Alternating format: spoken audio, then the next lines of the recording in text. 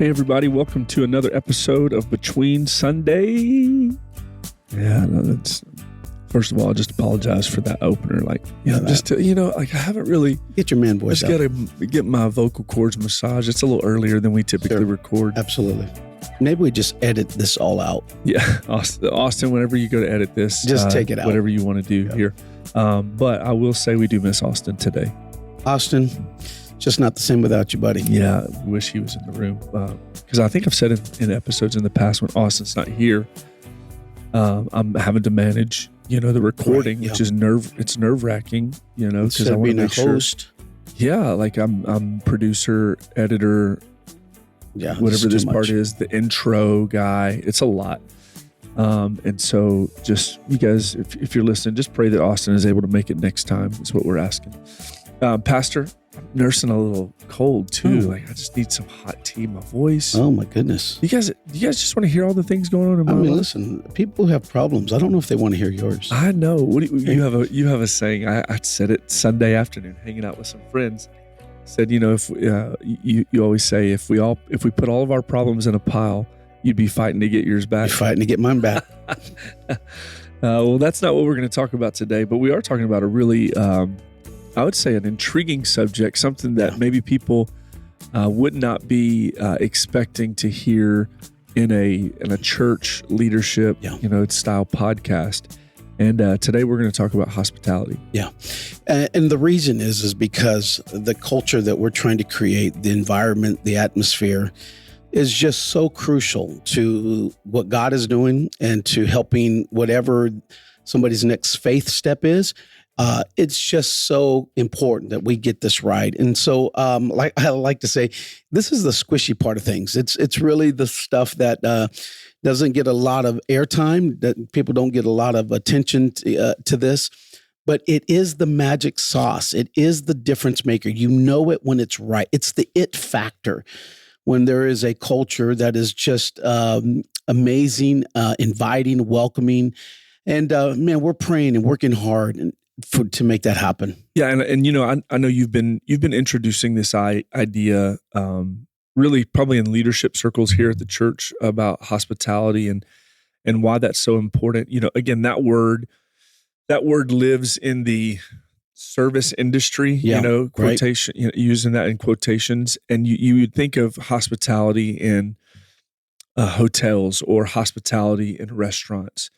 And really this idea that you're introducing about how the church is in the service industry, obviously, it's certainly reframing, what that looks like and how we perceive that from a place of hospitality. Yeah. So how, explain hospitality. When you hear that word, what is that? It is that first impression, that felt sense, that when you walk in, you are sensing that people were expecting you.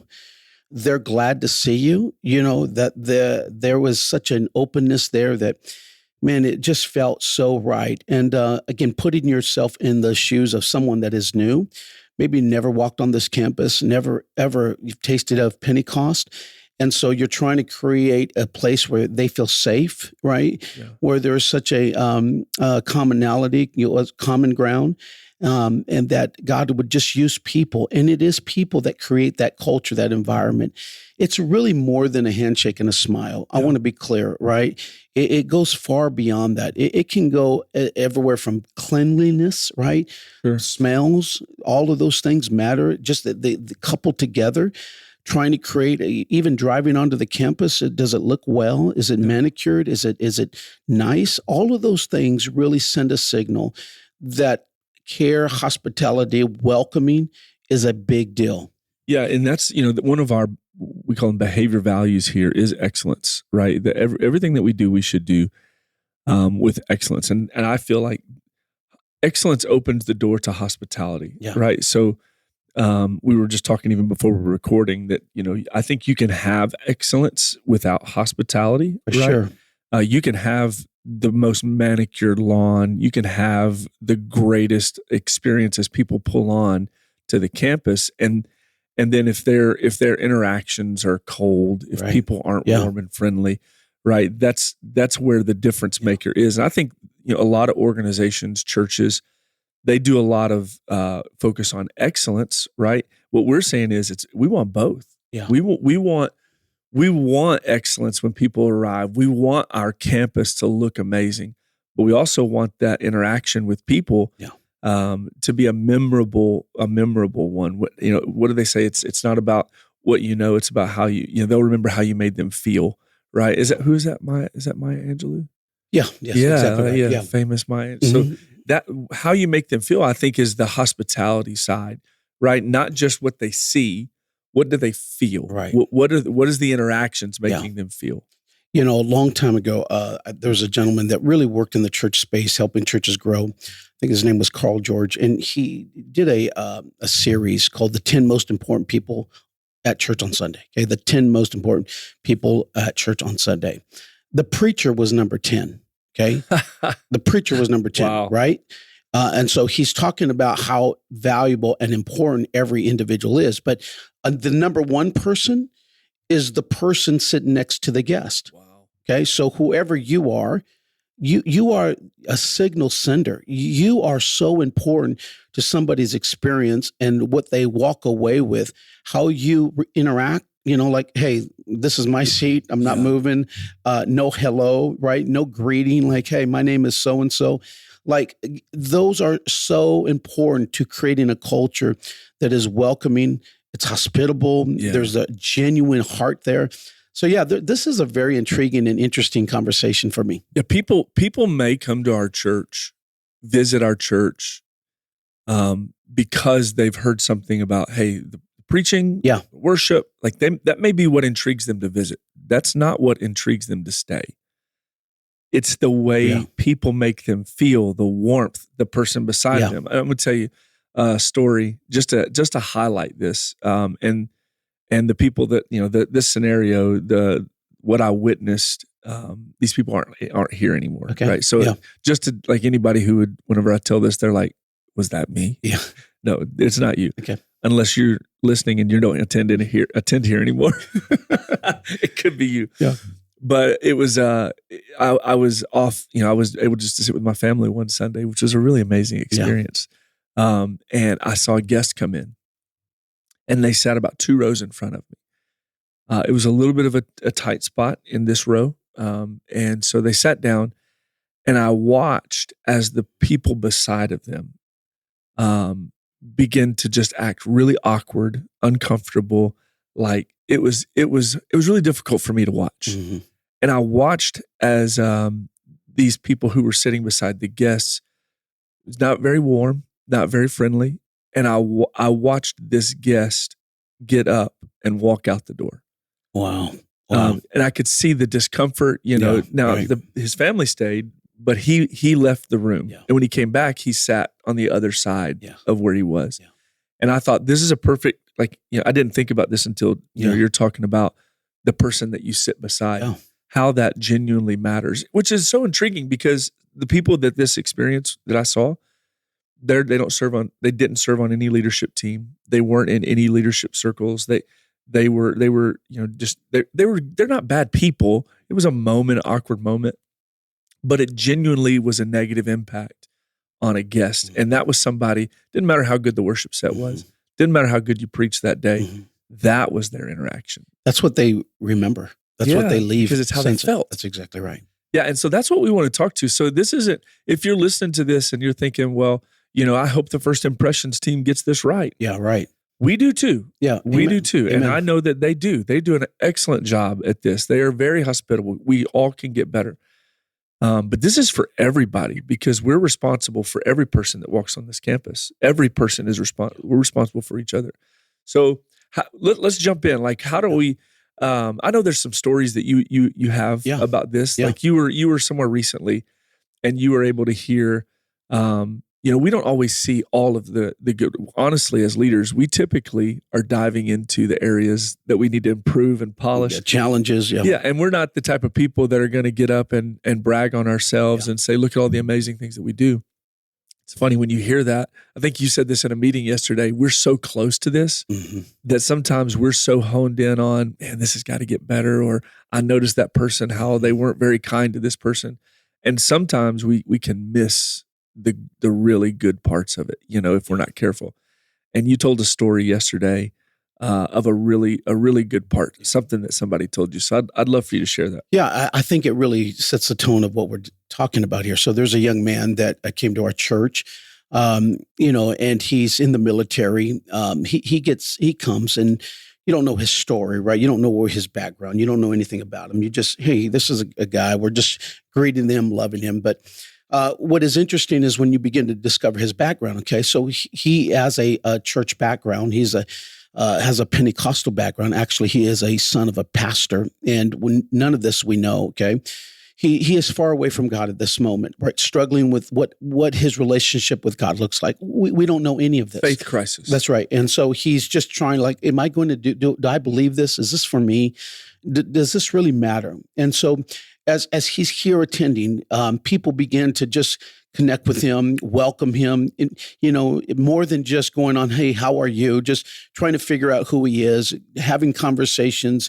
And all the while, he is just being drawn in. God's using people in this church that are specifically just bringing him closer to God.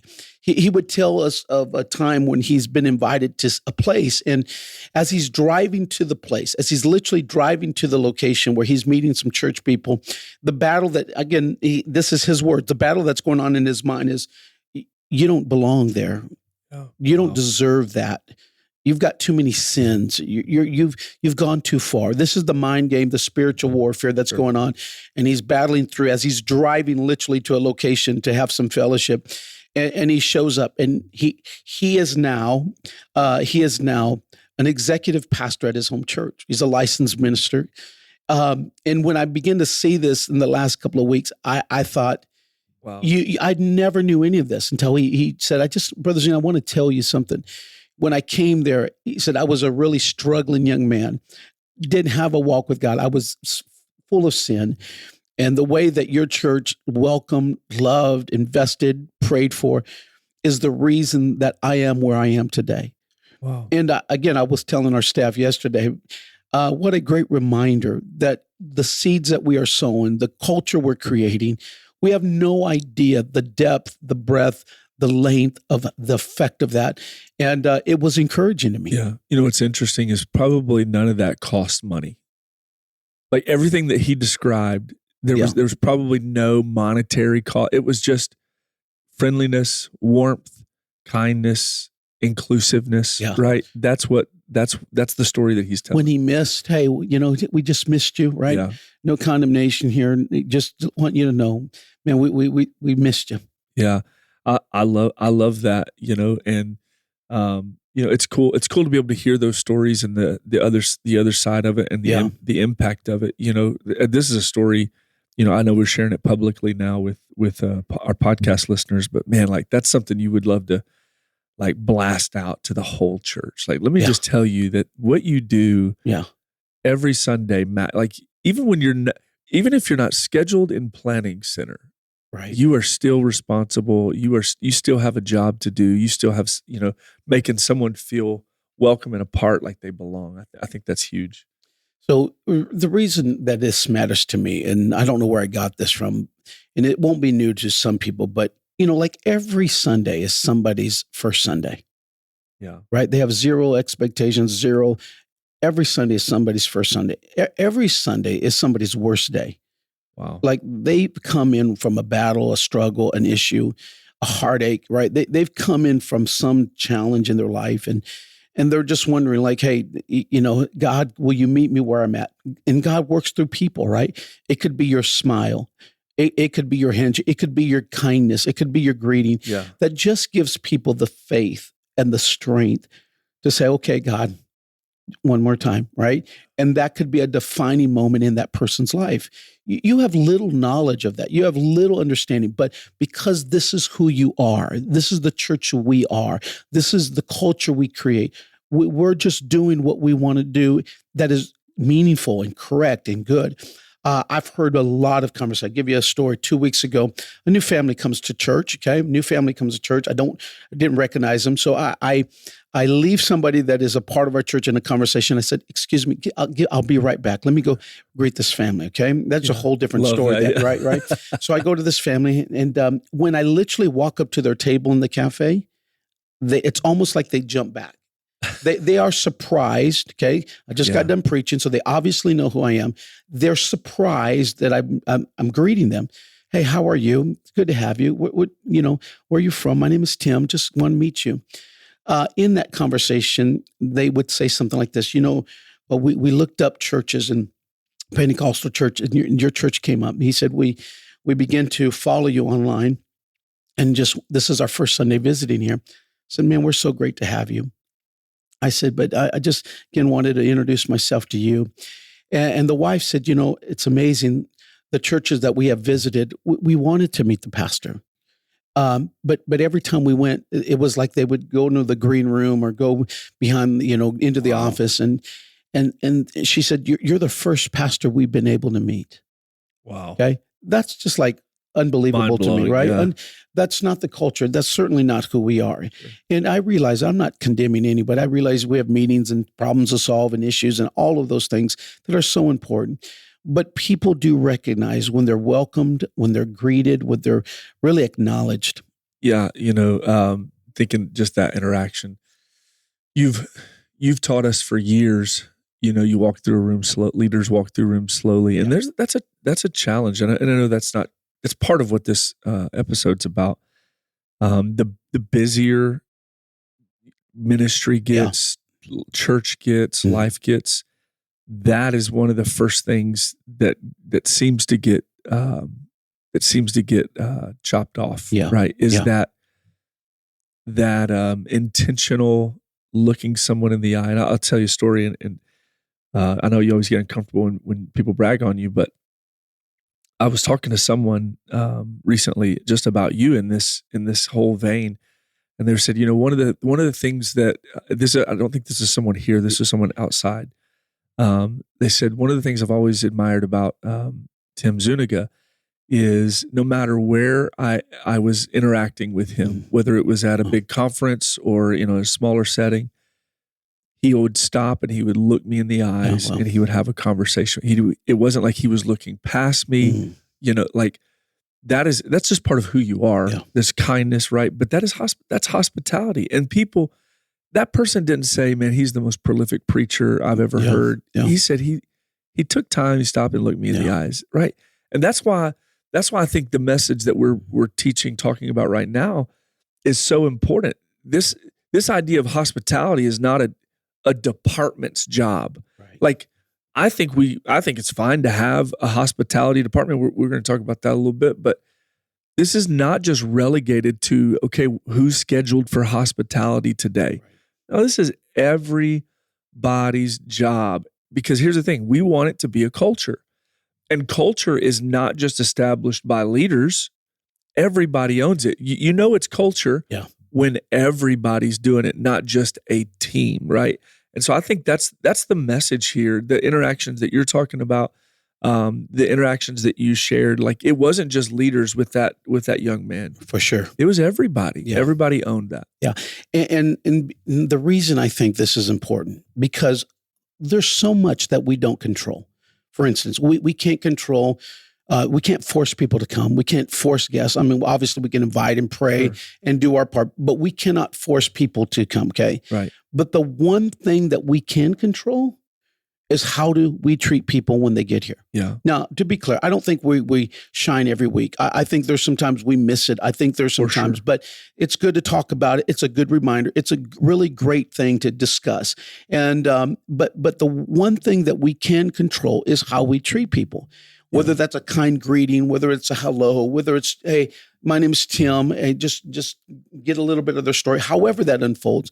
That to me is so important. I have a friend, a pastor friend. They were at a meeting, and this is in the St. Louis area. And he tells me that it's late at night, and so he goes into a restaurant. And it's like 15 minutes to closing, and they look at him and say, "Hey, you know what? We're about to close. Man, I'm sorry, we're not going to be able to serve you." They go next door to a nicer restaurant. It's closing at around the same time too. They walk in. Little did they know, but the manager there says, "Hey, no, just come on in." And the guy says, because it just walked away from an experience, "Hey, I know you're about to close." He says, "It doesn't matter. Come on." Wow. He said, "I didn't know, but that was the owner of the restaurant." He said, and that owner said, "You come here every time." He said the service there was just unbelievable. The food there was fantastic. Yeah. He told the owner, he said, "I'm going to tell you something, sir. We have a lot of meetings here in this area. I'm going to tell my friends about it." This is a conversation I had just a few days ago, okay? In referring to this restaurant and this need. And little did I realize that, again, I would apply it today. Yeah. But he said, Brother Zuniga, he said, "I can't tell you how many friends, obviously, I know about it. It's actually one of my favorite restaurants in that area. It's one of my kids' favorite restaurants in the area." Okay, and he says we have literally spent thousands of dollars bringing people. He said, "I remember one time we came with 25 people. They were closing." He said, "Come on in. We're going to serve you." He said, "We didn't leave there until about 2 hours after they closed." Wow. But the manager and the owner has taken that story about how they walked in almost closing and how that has blessed their business. He's literally have so many friends and so many people he knows that have invited to this, all because there was an unreasonable hospitality that just has now blessed that business. Yeah. And I bet that's so amazing, and again, we're thinking this through the church lens, but I bet the first restaurant that he went to, I bet there was excellence there. Probably. I bet it was clean. Sure. I bet it was. So excellence will get people in the room. Yep. Hospitality gets them to come back. Yeah. Excellence gets them in the room. Great You'll visit because of excellence. Yep. You'll go check it out because of excellence. But how they make you feel when you're there is going to determine if you're going to come back. And the hospitality that second restaurant owner showed, it paid off in dividends, right? Because of that. Still paying off. And so like from the church perspective, that it's the same. Right. And the church shouldn't have a less than stellar experience in the welcoming area. Okay. Absolutely. What I like to call it is like a showroom experience. Right. I want people to have a showroom experience. When they walk in, there's greeters that are there to greet, right? They're not just there manning a post. They're there with intention. And this is where training, this is where conversation, this is where honestly examples, this is where this really matters. Trying to say, "Hey, we're glad you're here. Today's going to be a very special day. We believe God is in this today," right? All of that really does go a long way. Yeah, and I think that there's an operative word in all of this, and it's others, right? Like you have to create a culture that is looking for others, celebrating others, meeting the needs of others, like constantly measuring how are we making people feel, right? In their experience at GPC. Now there's a supernatural component that we can create atmospheres for. Right. And that those are feelings that's going to be a supernatural thing that God does, right? But then our part, like there are so many barriers in people's mind when it comes to church already. There's a lot, like because, and we could go down a whole rabbit trail of all the reasons why. Leadership failure, church hurt, past experiences. Like, so when, especially new people, when they walk on campus, they've already had to probably cross a great divide just to get to that point. 100%. And so I think that hospitality just absolutely obliterates the enemy's attempt for them to build walls, because I think it immediately disarms people. Hospitality disarms people when they walk in, when they're greeted with friendliness, warmth. Like even simple things like when somebody feels like they belong here, right?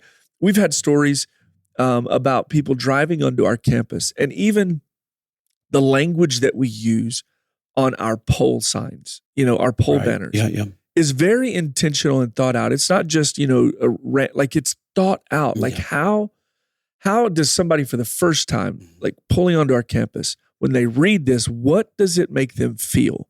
So that's why we say, you belong here. You made it, right? Like those are intentional things, because we want to help them tear down any walls or barriers. And then the supernatural can happen. That's when God can do his part, right? We do our part, God does his part. Hospitality is our part. That's what we have to own. That's where we partner with God. Yes. Right. And you've heard stories. I've heard stories of people that would go to a church. Well, this absolutely is unbelievable to me, but they would tell you they would not even be greeted by people. Like they could walk in and walk out and never have a handshake. That's baffling. That's baffling to me, but that's culture, okay? Yeah. We had a group of leaders that showed up, and really they just were here for an event in the Nashville area. They wanted to come to church. They came to church, and again, they would comment to you that just the culture, like their question to me is, how do you create a culture like that? Because people were just kind, and greeters were kind, and the hub was great, and leaders stepped up, and people stepped up, and like they were really just, man, that is a really special thing. How do you do that? Like, how do you create culture? It really did get me to thinking, like, how do we do that? I know we do talk about it. Sure. I do know we're trying to convey that to leaders. I know we try to speak about it. We're putting it on a podcast. We don't want this to be a secret thing, but we do want it to be a meaningful thing. Right. That this is not hope we get there. We want to keep on layering where every person has an incredible experience that they want to come back. Yeah. Right. That means that from the kids area, from every interaction in the cafe, like everybody has a role. To the person they sit by has a role in making this a place where they want to come back. Yeah, and I think everything rises and falls on leadership, and I know that's why it's important. That those that are listening who are leaders in our church, like we have to be on the front lines of this, right? We have to be the people leading the charge. That's why it's important for leaders to be in the lobby, greeting people, loving on people, being kind to people. And I'm telling you, we have that. Like that's not a statement like I hope leaders are listening. No, that's a validation. Like that's happening. We need you. So that it's going to be really hard. We say all the time, stop telling people what to do, tell them what you're doing. Right. Like it's going to be hard to create a culture of hospitality if leaders aren't hospitable, right? 100%. And so whenever somebody says, how are you doing that? Like, how is this happening? When they didn't say, man, your hospitality team, man, you're like the two stories that you've shared is the people. Like they don't know if it was a leader or what, but it was the culture is so real in that they felt it just across the board, and that was what they were sharing. So I think first of all, leaders do have to go. Leaders eat last, right? Right. But they go first. Yeah, you got to be on the front line. Set the pace. Exactly right. And then people will follow. So I think I love having the stories. I think that those you get what you celebrate, right? Continuing to share that. I think there's another level to this, right? That I would love to just, kind of chat about a little bit. This isn't even in any notes, but we can systematize this, right? And I think that there's a part of that. Okay. There's a system to that. Right. To where it can become like a one size fits all. Like, okay, think about it from a greeter standpoint, one size fits all. Mm-hmm. Everyone's getting a smile. Mm-hmm. Everyone's getting a sign, right? From a door person, everyone's getting greeted. Yep. Everyone's getting the door. So that's a one size fits all. Like the greeters aren't looking at somebody and be like, no, we're not going to open the door for you today. Like this is the one size fits all. There's another level to this that I think that I feel like this is where we're headed, where we move from a one size fits all to a one size fits one, where we as leaders and as team members and people who are a part of this church, who begin to be so in tune and aware of people and others when they walk onto this campus, that they see a need in an individual. Yep, right. And they say, there's something there. How can I help this specific need? So a baby crying, a baby just vomited. Like that's not a one size fits all thing. Now we're like, how do we help this? Yeah. How are we hospitable to this mom? Someone's in the lobby and they're having a tough time. How do we pause, go over to them and have a conversation and create a one size fits one moment? Right. That to me is the next level of hospitality, to where that moves you from to becoming just a friendly church to become a place where people's like, man, let me tell you the story of what happened at GPC. Yeah. There are many times that you walk up to somebody that's a new guest, okay? And um, they are just honestly just trying in a moment. They don't even understand what's going on, where you can guide them. There's many times I've reached over and said, "Hey, can I pray with you?" Asked them that. Hey, what can I pray about? Right? Yes, that's huge. And then in a really safe way. I don't instantly go lay my hands on their forehead. That's our tradition, and that is biblical and right.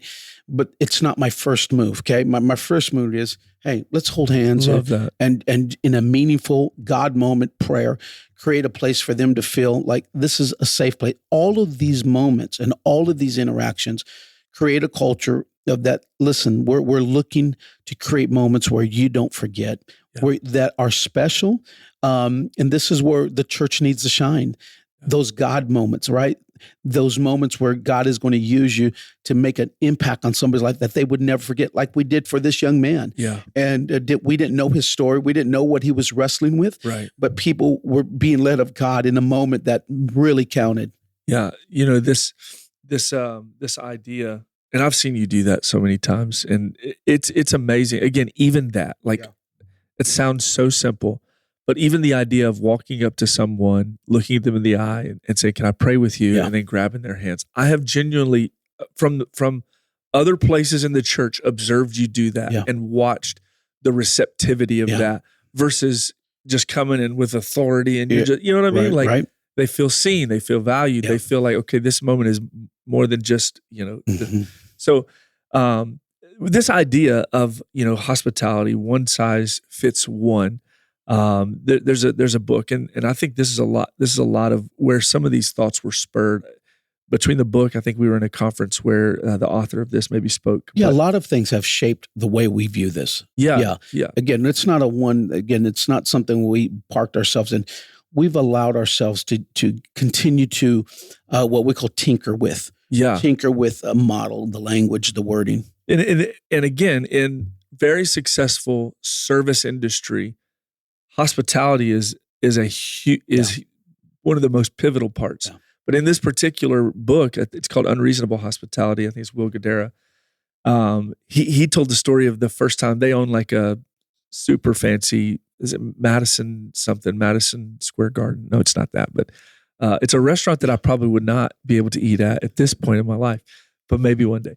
But he, super fancy, high-end restaurant. People come there, like for the atmosphere, for the quality of food, like it's top-notch stuff. And he said he was in the restaurant walking around, and he overheard a table that in between their portions, they were, he overheard them talking about their experience in New York and how they had all these cool restaurants, all the top restaurants, he said. And I heard them say, you know what we forgot? We didn't get a New York hot dog. And he said, immediately my mind just started thinking, how could I do something about that? He said, so we went into full on searching. We went out. He said, to the left, I went and got they call it a dirty water dog. Okay. He said, we went and we got a hot dog. He said, I brought it back. He said, I had to convince my master chef to serve a hot dog. He said, so he gets this hot dog. Yeah.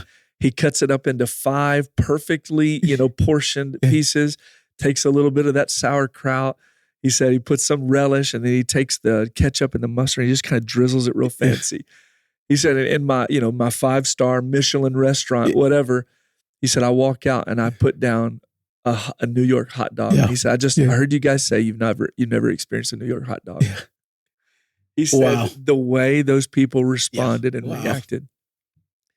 He said, I've never seen it. He said, this was right before we served a 2-week dry aged duck meat. Like this was before that portion of the meal that took us years to perfect. Yeah. He said, but the joy to put a New York hot dog in front of them. And that was what changed everything for them. Yeah, I see that story right there. It literally gives me chills. Like I think genuinely, like what an incredible, smart, aware leader, right? Just he's in the food industry. He's making moments that matter.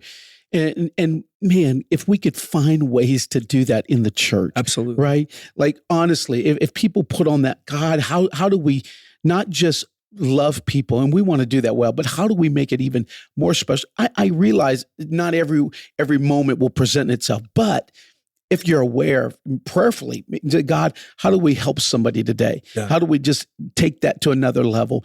And man, to me, those moments are just so important. Yeah. Inspiring to me. And last thing I'll say about on his specific story, because I think it's important. They took that, he hired a whole department. Like he created a whole role called a dream weaver, created a whole department, empowered them. Their whole job in the restaurant was to listen and one for one, like one size fits one. Wow. Find creative moments. So he told a story about a family that came in, was eating, and the kids looked out, and it started to snow in New York. And they heard that it was the first time the kids had ever seen snow. So their team went into overdrive. They went and called a carriage, got a whole carriage, got the family and said, hey, we want to give you a New York snow experience. Sent them through the park, had this whole those things. Another family, they were in New York. They were supposed to go to Florida. Overheard them talking about disappointed that their flights got canceled because of weather, blah, blah, blah. So they connected with the family. After the restaurant closed, they came in, they transitioned the restaurant into one of the rooms. They bought sand, they put sand, got a kiddie pool, and brought put the beach chairs, and the family was able to sit with their feet in a kiddie pool and say, like, and he said, that's crazy. I mean, right. That's like nuts, that makes, you know what it makes you want to do? It's like, it makes you want to do that. And that's what he said. He said, it became so contagious in our organization that the employees started to think, how can we do this? Because it became so exciting. Now, the reason I'm sharing those elaborate examples is because someone may think, well, it's going to take a lot of money to do that. And he acknowledged, he said, we did some elaborate things that did cost money. He said, but this started with a $2 hot dog. Like the idea of this, the feelings that were created that said something just shifted in the culture of our restaurant was created because of a $2 hot dog. Not because of, an elaborate Central Park, blah, blah, blah, or a Florida vacation in New York. It was a hot dog that changed the dynamic of the culture of hospitality in that restaurant. And it's like, I'm with you. I'm hearing that story and I'm thinking, there are people in our church every Sunday. How do you redeem that? Yeah. Like, how do you let God use you today? If they can do it there, how do we do it here? Yeah. And there's ways. Absolutely. I'm just telling you, if we will just turn our attention to that and be aware when we walk on campus, right? And we've talked about this in other, in other contexts, but we were talking even about it in the last episode about altar. There comes a point for mature and maturing believers that church is no longer just about you. Like as a guest comes in, we talked about in the altar experience that there's times where we need the church. Everyone, you and I can tell stories of times where I needed the church. I needed the people. But there's got to come a point as well where we say the church needs me. People need me. And you walk onto this campus with an entirely different mentality. Whole different mindset. Who can I serve today? Not just what ministry can I serve in. Right. Extremely important. Yep. But I think that next level of hospitality is whenever, just like at this restaurant, when that team gets so excited about, hey, let me tell you a story of what I heard, and here's what we did for that person. I can see Monday meetings. I can see Team 733 day meetings. I can see system leader meetings where we get up and each person is able to say, hey, can I just tell you an interaction that I had? And here's what I did. We went and did X, Y, and Z. And this was the impact of that. Like that excites me. Yeah, God help us to find those moments. I know there are times that people step up in moments and bless people and help people and strengthen people. Like stories are going into my mind, my spirit right now. But creating a culture where God is saying, okay, if you're going to do anything, God, you can trust this right here, right? We're going to leverage, we're going to say, we're going to help any way we can for people to get closer to you.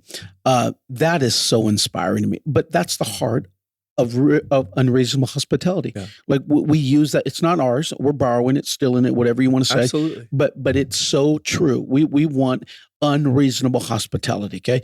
The unreasonable hospitality in the Bible is when Jesus comes in and the lady comes and breaks the alabaster box and washes his feet. Okay.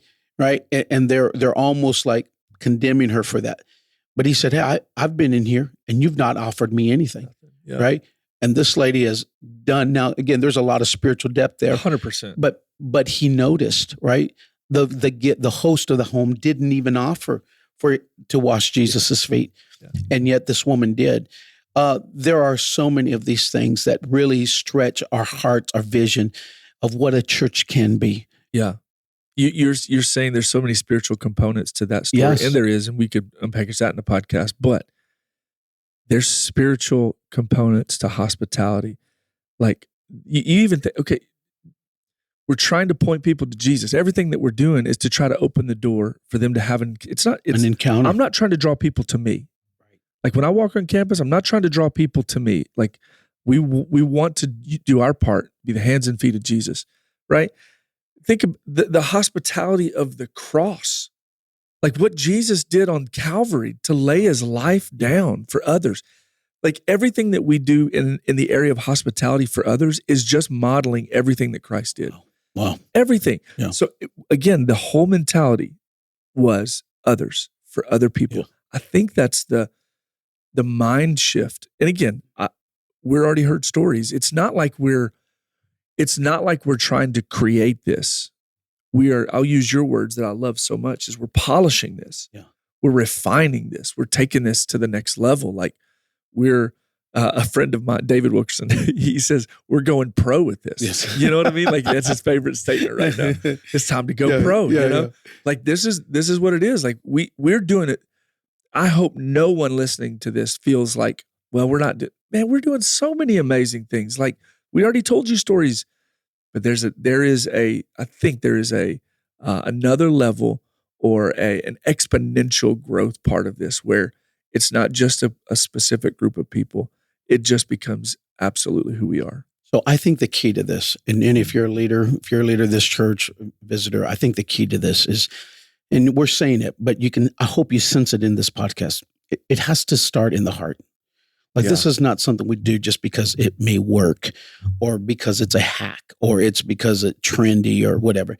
It really has to be birthed in heart, that we want to create a place, a church, and a culture that is so unreasonable hospitable. Yeah. Is that even a word? Unreasonably hospitable. We're right. Unreasonably hospitable. Yeah. That people cannot deny. Those people were excited to have me. Yeah. Those people were expecting me. And so, you know what? I think that's the heart of it. Yeah, you can systemize some of this. Okay? Absolutely. So I'll traffic down there a little bit. I think a church should have first impressions. Absolutely. Kudos to all of those great people that are in the front of the house, whether they're the ushers, the greeters, the people that attend the hub, whether it's the cafe team, the bookstore, all of you. You contribute to a culture that we're so grateful for. Absolutely. They're on the front, in my opinion, they're on the front lines of breaking those barriers down. Like 100%. They are creating an opportunity for that next level of hospitality as well. So yeah, big shout out to that team of people. So yes, there is again, the restaurant that the people that I am telling you about, they 100% created a system around it, a department around it, you know? So there's nothing wrong with that. Like that's the next level. Yeah. But I think it's getting into the DNA so much that, again, whether you're scheduled for it in planning center or not, it's who you are. And again, you want this to trickle down to every member of the church. Like if you're a part of a church, okay, you owe it to the kingdom of God, to eternity. Yeah. To say, God, I know I have needs, but here's what I know. When you start taking care of what God cares about, he starts taking care of the things you care about. Yeah. So you may walk in with a real legitimate need. There's real issues, a real pain. But if you will be willing to be used and forget about your own need, I promise you, God knows how to honor and to minister and to meet you right where you are. So those are some things. Yeah, you can systematize, and you should. We're working on some things now, trying to even, take this to another level of people that will intentionally be on the lookout to have these hospitable moments. They're looking for new people. They're looking to meet needs. They're looking to partner with God in people's lives. We're working on that. And again, almost below deck, Yeah. but it is something that we feel like we can get better at. Yeah. There's the scripture that's coming to mind. I hope this doesn't feel like another rabbit trail, because I know we do have to wrap up, but just the spiritual component to this. Like I think that's where we need to feel the weight of it, I guess, is where I'm at. Like the responsibility to this, not just like, hey, it's a cool thing that we're doing. Like, there is a spiritual component to this. And the scripture that comes to mind, and maybe this is just for me, but it's greater love hath no man than a man that lays his life down for a friend, right? For sure. So that's powerful. Yeah. And I'm thinking, we're not asking you to lay your life down, right? We're asking you to pause for 5 minutes and to show love, right? We're asking you to be willing to be inconvenienced for just a moment and be so locked in and intentional. Again, the example of somebody that was talking to me about you, to look somebody in the eye and be proximate enough to hear a need, be paused enough, be intentional enough to hear a need. Yeah. And that is love. Like, that is genuinely love for people. Yeah. And Pastor Dan says it all the time. Like, we just build the church on 2 things: love God and love people. Mm-hmm. And it's so true. There's so many nuances to that. But at the end of the day, that's what this is about. Love God, love people. Love God. And whenever you're done with that, you know what you should do? Love God, love people. You do it again. And if we can think this is another great avenue for how you show love to people. And genuinely, I believe, and you believe, that's why this is a part of the podcast, it will change people's life. It will certainly create the opportunity for them to have lasting change in their life. Yeah. And again, I appreciate, I need to say this. This really didn't start last week. Okay. That's right. I mean, if I was to be honest here, there was a great man in God that pastored this church before I got here, Brother and Sister Carson. Yeah. I think who embodied this real spirit of a true love for people. He may not have had all the systematizing. He may not have all the background, but the heart, hospitality, love, go the extra mile. Yeah. Man, did he ever and she ever embody that and put it in the DNA of this church? And we're living off the fruit of that. And so, we want to carry that on. Yeah, we want to do our part to strengthen that, maybe even help it get better. Absolutely. But again, to all of us, if you're a part of this church, and again, I know our podcast primary audience is our church family. Sure.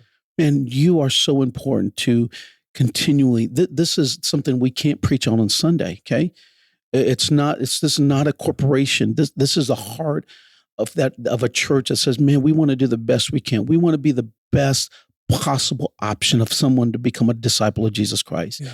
And we're going to lower somebody's fear or their concerns. We're going to lower that because we want you to know, man, we're grateful. So if you're listening to this, we need you. Yeah. Every Sunday we need you. We need you to walk in this place and say, God, who are you going to use to help me bless? Who here is you're going to use me to help bless? Yeah. And in advance, thank you. Yeah. Thank you. Amen. Yeah, I think that's a great way just to even wrap this up, is that challenge that, especially for those who are listening to this as a part of our church. When you walk on campus with that mentality, God, who are you going to use? Me? Yeah. The restaurants aren't asking that. No. They're trying to create feelings and get people to continue to come back. God, who do you want to use me to make an impact in their life through hospitality today? That, I'm telling you, if the people listening to this had that mentality every time they walked on campus, it would dynamically shift. Like, you're talking about exponentially change hospitality in our church, in a thing that we already have. We're already doing well. It's great, but can get better. That would do it if we all took that mentality. I'll share one last story and then we'll wrap this up. But again, there's a great gentleman in this church, Phil Wharton, and there have been times, Dr. Phil, he would go to the cafe and he'd buy a cup of coffee and he'd leave some extra money there and say, whoever comes after me, I want to pay them. Like, can you imagine the yeah. person behind them that just, you're ready to pay yours and say, oh no, that's already been covered. Yeah. Like I've heard of that in a Starbucks line, Sure, yeah. but man, in a GPC cafe line, Yeah. that's unreasonable hospitality that goes, it's small things like this Yeah. that do great ministry in people's lives. I love it. I love it. Well, again, I hope you guys, first of all, I hope you feel encouraged by the content that we're talking about today. I hope that you hear that we're celebrating what is happening in our church, and you hear the challenge in leaders to say, "Hey, this is so great. We want to make it greater. We want to be more intentional and lean into this." And that's what this is about. So as we wrap up, we have a great volunteer today that we never have bad volunteers that we're going to celebrate. So I don't even know why I have to say we have a great volunteer. But we do have an amazing guy that we want to celebrate today who really in so many ways embodies this. I've watched him. He's an usher, and I've watched him on so many Sundays. Just his as the kids would say, his aura. I think I said that right. But is so welcoming and hospitable. And we want to give a shout out today to Zach Butler. Yeah, Zach Butler, thank you so very much for just always being at your place with a smile, welcoming. You're a class act, and you embody what we're saying here. I know that you serve faithfully, and we want to just say thank you for that. We have many great volunteers, and we certainly are grateful for each and every one of them. But Zach, we thank you for what you do for the kingdom of God. And it's not just a role. It's not just it's a ministry, right? Absolutely. It's a ministry that embeds and embodies every part of what we're talking about. But you have a favorite verse, and it's Joshua 1:9. And the verse says this: "Have not I commanded thee? Be strong and of good courage. Be not afraid, neither be thou dismayed. For the Lord thy God is with thee whithersoever thou goest." What a powerful verse. Yeah, amen. Love that. The Lord thy God is with you. And so if you're watching or listening, not watching yet, but if you're listening, man, God's with you. And God bless you. We're so honored that you would listen to In Between Sundays. Yeah, God bless you. Love you, Zach. Appreciate all that you do. And thank you guys for listening to this episode of Between Sundays. We'll catch you next time.